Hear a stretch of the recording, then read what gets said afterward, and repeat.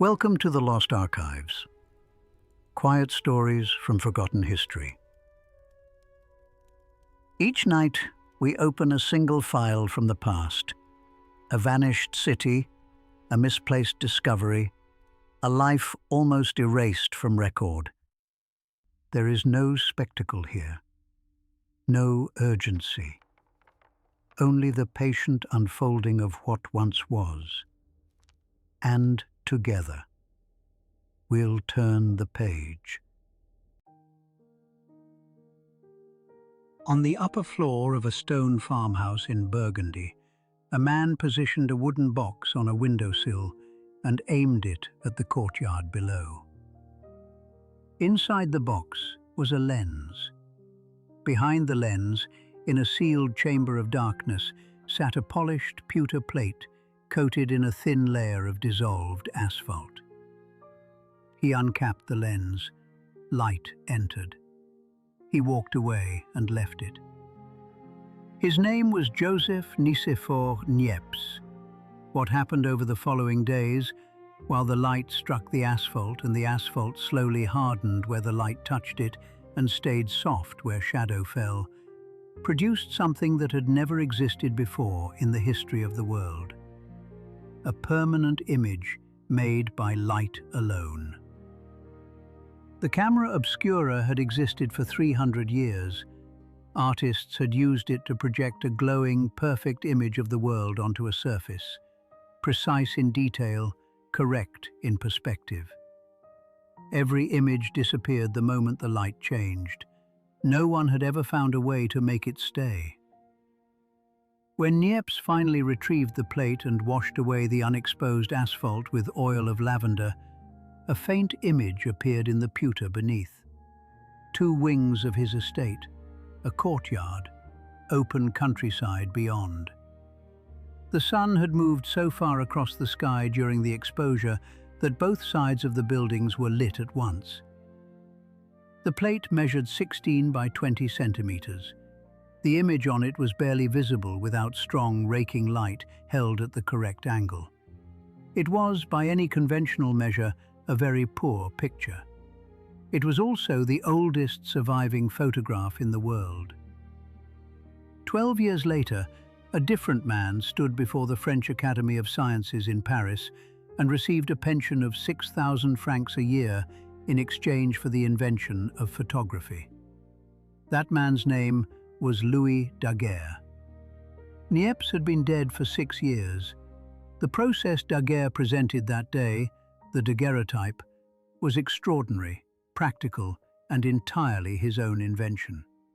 It also bore no significant technical relationship to the process Niepce had spent 17 years developing. Both men had pursued the same goal. One reached it and took the name for himself.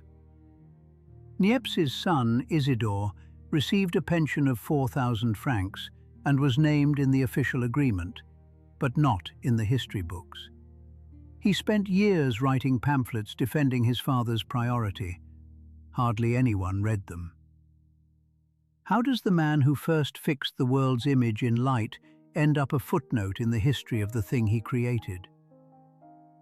Nicephore Niepce was born on March 7, 1765, in Chalon-sur-Saône, a prosperous Burgundian town on the River Saône. His family was wealthy enough to give him a scientific education, and curious enough that he grew up treating invention as a reasonable occupation. He fled during the Revolution, served under Napoleon, retired from the army in 1794 with an eye disorder, and settled near his birthplace to work. In 1807, he and his brother Claude invented an internal combustion engine they called the pyréolophore, fueled by lycopodium powder, mounted in a boat, run successfully on the Saône River. The world's first boat powered by an internal combustion engine, and almost no one remembers it. In April 1816, Niepce turned his attention to the camera obscura. Artists had used it for centuries as a drawing aid, a box with a lens that projected a perfect inverted image of the outside world onto a surface inside. His goal was to make that image permanent, to find a material sensitive enough to record it without a human hand tracing it. His first experiments used paper coated with silver chloride, which darkened in light. The images appeared, but then kept darkening until they were completely black. He could not stop the reaction. The chemistry of fixing, of making a light-sensitive material stop responding to light once an image was captured, was the problem no one had solved. Niepce eventually turned to bitumen of Judea, a naturally occurring asphalt used since antiquity as a varnish and engraving resist. When light struck it, the bitumen cross-linked and hardened. The unexposed areas stayed soluble and could be washed away with oil of lavender. He called the process heliography, sun writing. Heliography worked, but barely. The bitumen was extraordinarily slow to respond to light. Exposures for camera images required not hours, but days. A researcher at the Université Paris-Sud, who recreated the process in modern experiments, confirmed that the famous view from the window at Le Gras required a multi-day exposure, not the 8 hours long assumed. Louis Daguerre occupied a different world entirely. Born in 1787 near Paris, he trained as a theatrical set designer and became famous for the diorama, a Parisian entertainment he co-invented in 1822, featuring massive translucent painted scrims 22 meters wide, lit from behind with changing colored lights to simulate dawn, storms, and shifting seasons. He was a professional in light and illusion. Daguerre used a camera obscura himself as an artist's aid and had been experimenting with fixing its images without success. In 1826, he learned through Charles Chevalier, an optical instrument maker who supplied lenses to both men, that a man in Burgundy was working on the same problem. He wrote Niepce a letter. Niepce was cautious. He corresponded with Daguerre for a year before agreeing to meet in person, and only met him in December 1827, when he was passing through Paris on his way to England to visit his dying brother Claude. The two men got on well. Niepce showed Daguerre his heliographs. Claude Niepce, meanwhile, had been in England for years trying to commercialize the pyrophore engine. He had suffered increasing mental illness and squandered most of the family's remaining fortune in the process. He died in early 1828, leaving Nicéphore in financial ruin just as the partnership with Daguerre was forming. On December 14, 1829, Niepce and Daguerre signed a formal partnership agreement. They would jointly develop and exploit both men's techniques. Profits would be shared equally. Niepce was 64 years old, nearly broke, and had been trying to fix a camera image for 13 years. Together, they developed a revised process called the physortotype, using distilled lavender oil rather than bitumen, which responded to light more readily. Still too slow for practical use, and the images it produced faded. 4 years into the partnership, they had not achieved anything publishable. Nicéphore Niepce died of a stroke on July 5, 1833. He had spent 17 years on this problem. He died financially ruined. His grave in the village of Saint-Loup de Varennes was paid for by the local municipality because the family could not afford it. Daguerre continued alone. He abandoned heliography, Niepce's process, and worked on a completely different approach: silver-plated copper, sensitized with iodine vapor, exposed in the camera, then developed by suspending the plate over heated mercury. By 1837, he had it working. The daguerreotype was technically unlike heliography in every important respect. The light-sensitive layer was silver iodide, not bitumen. The development step used mercury vapor, which amalgamated with exposed silver to form a whitish image. Fixing used sodium thiosulfate solution to remove unexposed silver iodide and halt further sensitivity to light. The images the daguerreotype produced were extraordinary. Sharp enough to resolve the weave of a fabric, the grain of wood, the pores in human skin. Exposure times in bright sunlight ran from 3 to 15 minutes, still long but achievable. Unlike heliography, the daguerreotype actually worked. Across the Channel, an English scientist named William Henry Fox Talbot had been working on the same problem since early 1834, using silver nitrate on paper. He had made paper negatives, images in which lights and darks were reversed, from which multiple copies could be printed. He had not published any of it. By 1838, Daguerre was demonstrating daguerreotypes privately to select visitors, showing plates of Parisian street scenes with remarkable precision. One surviving example from that year shows the Boulevard du Temple, a long exposure that rendered the moving traffic as empty streets but stopped two men long enough, one having his shoes shined, that they appear as the first human beings ever photographed. Daguerre needed backing to commercialize the process. He approached the French government through François-Dominique Arago, physicist, politician, and permanent secretary of the Académie des Sciences. Arago saw immediately what this meant and moved quickly to secure it for France. One complication: Isidore Niepce held his father's share of the partnership. Any deal with Daguerre required his signature. Arago brought Isidore in, negotiated terms that included him, and prepared the formal agreement between the government of France and both men.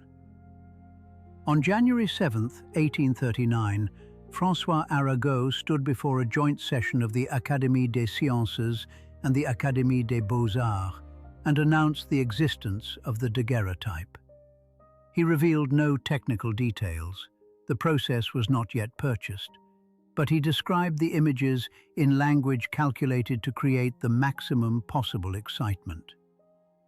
Academy members who were shown example daguerreotypes that day called the images nearly miraculous. Arago acknowledged briefly that Daguerre had built on earlier work, but Niepce's name and the word heliography were mentioned in passing, then set aside. The story Arago told that afternoon had one inventor. 18 days later, on January 25th, Fox Talbot rushed to the Royal Institution in London and exhibited his own photographs. Paper images he had made as early as 1835 of a latticed window at his estate, Lacock Abbey. He had never published them. Now, with Daguerre's announcement already reverberating across Europe, Talbot found himself defending priority he had never claimed. Through the first 8 months of 1839, the details of the daguerreotype remained secret while the French government finalized its purchase. Rumors spread. Optical instrument makers in Paris reported being followed by foreign agents trying to determine the process before its public release. The British government sent a representative to Paris specifically to attempt to learn the formula in advance. On August 19, 1839, Arago disclosed the complete daguerreotype process, step by step, at a joint session of the two academies. The hall was full. The courtyard outside was full. When the session ended, the crowd that had waited outside immediately moved to optical instrument shops across Paris. By evening, the shops were empty. Daguerre's pension, 6,000 francs per year for life, plus 2,000 more annually for the diorama. Isidore Niepce's pension, 4,000 francs per year for life. The process was declared a gift from France to the entire world, free to use, no patent, no royalties required. One exception, England. Daguerre had already patented it there 5 days earlier. Reports of the January 7th announcement had reached American newspapers in February. The first daguerreotypes in the United States were made on September 16, 1839, less than 4 weeks after Arago's full disclosure. 9 days later, Joseph Saxton photographed Central High School in Philadelphia. A metalsmith in Philadelphia named Robert Cornelius set up a camera in the yard behind his family's lamp shop, removed the lens cap, walked into the frame, held still for 10 to 15 minutes, then walked back to recap the lens. On the back of the plate he wrote, "The first light picture ever taken, 1839. It is the oldest surviving intentional photographic portrait made in America. The first commercial portrait studio in the United States opened in New York City in March 1840, run by Alexander Wolcott and John Johnson. By 1853, New York City alone had more daguerreotype studios than all of England. The technology had gone from secret experiment to commercial industry in 18 months. Fox Talbot announced his calotype process in 1841, a paper negative from which multiple positive prints could be made. Exposure time, 1 to 2 minutes in bright sunlight. The images were tonally softer than daguerreotypes because light scattered through paper fibers, but the calotype could be reproduced. A daguerreotype could not. Talbot patented his calotype aggressively, licensing it for fees that restricted its use, particularly in Britain. The daguerreotype, free to the world, dominated the 1840s. The irony, Talbot's negative-positive system was the direct ancestor of all photography for the next century and a half. Daguerre's unique, unreproducible plates were a dead end. Isidore Niepce received his 4,000-franc pension and wrote his pamphlets. He documented his father's priority carefully and accurately. The pamphlets circulated were noted by a few specialists and were largely ignored by a public that had already absorbed the name daguerre as the synonym for photography. After Isidore died, his father's plate, the view from the window at Le Gras, passed through several hands and eventually disappeared into private collections in England. Niepce's name lingered in specialist histories, but the plate itself was lost to public knowledge. By the early 20th century, most people who knew photography's history could not have said where the first photograph was. In 1952, a photo historian named Helmut Gernsheim, working with his wife Alison, tracked the plate down in England. They brought it back to public attention, identified it correctly as the world's oldest surviving photograph, and began the process of establishing Niepce's priority in the historical record. The Gernsheim collection, including the plate, was acquired by the University of Texas at Austin in 1963. It now rests at the Harry Ransom Center, housed under controlled conditions, rarely removed from storage except for specific scholarly examination. It is kept in nitrogen to prevent further oxidation of the pewter surface. Seeing the image requires knowing how to hold it. Under direct light it appears as nothing, an old, stained pewter plate. At the correct angle, with raking light striking it across the surface, the buildings and courtyard of Le Gras emerge from the pewter like a reflection seen in dark water. Louis Daguerre died on July 10, 1851, celebrated throughout Europe as the father of photography. His daguerreotype process had already been superseded by newer technologies. Frederick Scott Archer's wet collodion process, announced that same year, would replace both daguerreotype and calotype within a decade. Photography evolved rapidly after the daguerreotype's brief dominance. Glass plates replaced paper and metal. Exposures fell from minutes to seconds. Dry plates removed the need to sensitize in the field. By 1888, George Eastman had put a camera in anyone's hands with the Kodak box camera and its factory-loaded roll film. Every photograph ever taken, every family portrait, every news photograph, every image of a person's face preserved for people who were not there, descends from the question Niepce asked in April 1816, whether the image the camera projects could be made to stay. He spent 17 years answering it, and died before anyone else could use the answer. Arago's announcement in January 1839 was a masterpiece of political rhetoric. It named a process, celebrated a man, and built a narrative of singular invention that required for its coherence that the story begin with Daguerre. Niepce was not erased with malice, he was set aside with convenience. France needed a single hero for a narrative about French ingenuity. Daguerre was alive, eloquent, celebrated, and present. Niepce was dead, obscure, financially ruined, and survived only by a son who held a piece of paper from a partnership agreement.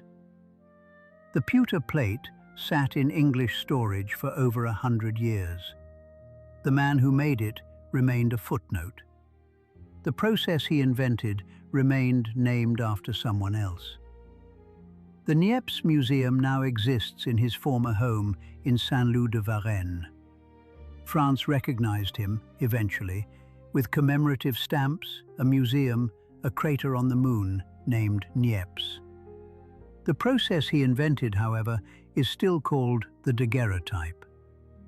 The window from which the first photograph was taken still exists in the building. A marker was placed on the site in the 20th century. On a clear day, the courtyard and the wing of the building visible in the plate can still be matched to the faint shadows in the pewter image. In 2022, researchers at the University College London used multispectral imaging to produce a higher resolution interpretation of the view from the window at Le Gras without touching the plate. The resulting image revealed details not previously visible: a pigeon loft, a pear tree, the shape of a barn wall. The plate still contained more than anyone had seen. The plate that contains the oldest surviving photograph is 16 by 20 centimeters of pewter. It weighs less than a kilogram.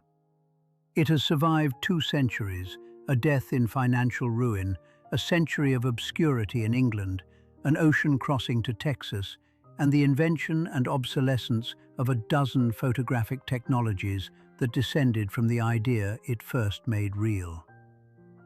Niepce uncapped the lens, walked away, and came back days later to see if anything remained. Something did.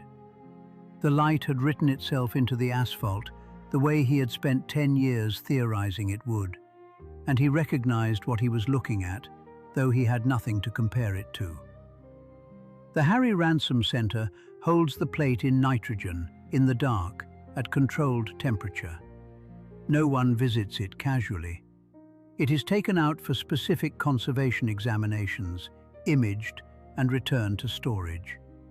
The oldest photograph in the world spends most of its existence in the dark, which is, in a sense, where it was made. Heliography, as Niepce practiced it, has no living descendants. Bitumen of Judea is still used as an acid resist in photolithography, semiconductor manufacturing, printed circuit boards, but not as a photographic medium. The chemistry Niepce developed ended with him. What survived was the idea. The daguerreotype lasted as a commercial process for about 15 years before being superseded. Daguerre's name lasted rather longer. The word daguerreotype persisted in multiple languages as a synonym for early photography for over a century, even as every technical characteristic of the daguerreotype had been abandoned and replaced. Photography scholarship now gives Niepce full credit. His priority is not disputed in any serious academic context. The question of who deserves the title inventor of photography has a clear answer that most people who use cameras, which is to say, most people with a telephone, have never heard. What Niepce asked was the right question. Not how to draw the world, but how to let the world draw itself. His answer was too slow, too faint, too costly to pursue. But it was an answer, the first one. And it took no less than 17 years of poverty, failed experiments, and a brother's mental ruin to arrive at it. There are now more photographs taken each day than existed in the entire world in 1839. Approximately 1.8 trillion photographs per year, roughly 57,000 per second, most of them captured on devices small enough to fit in a pocket, processed in milliseconds, shared before the scene that produced them has changed. At the start of all of it sits a pewter plate 16 centimeters wide in a vault in Austin, Texas, showing the rooftops of a farmhouse in Burgundy as they appeared on a day in 1826 or 1827, when a man walked away from a window and waited. The window from which he aimed the camera still looks out over the same courtyard. The proportions of the image can be matched to the building's surviving geometry. The light that entered that lens arrived from the same sun that illuminated every scene recorded in every photograph taken since. Niepce called it sun writing. He meant it literally. The sun was the author, the asphalt was the page, and his only role was to hold the surface still long enough for the writing to complete. In that sense, he understood the photograph better than anyone who came after him. The archivist sets down the pewter plate. Under direct light, it shows nothing. Tilted, at the right angle, in the right light, the image is there, faint, permanent, exactly where it was left. The scroll is set aside. Somewhere in Burgundy, the window is still open. The courtyard below is lit the same way it was lit on the day the light first stayed.